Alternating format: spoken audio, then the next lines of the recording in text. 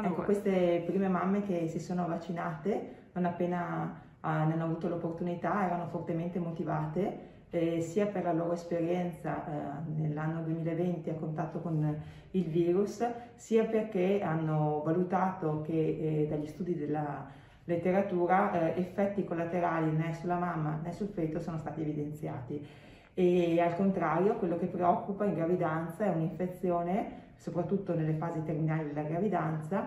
che possa poi compromettere la salute della mamma, ma anche quella di un neonato che è particolarmente fragile. E, essendo professioniste sanitarie, erano più motivate, ma in questo momento si tratta di estendere e di offrire questa possibilità anche alle mamme in corso di gravidanza o di allattamento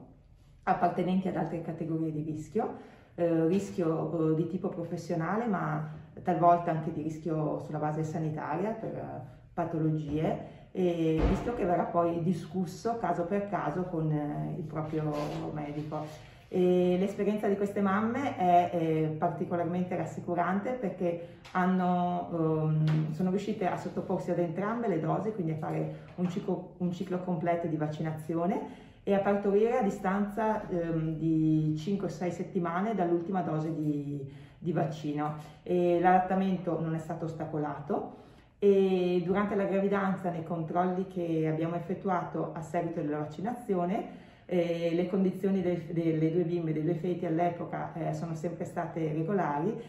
come del resto quelle delle mamme. Quindi di fatto il messaggio che viene trasmesso è un messaggio di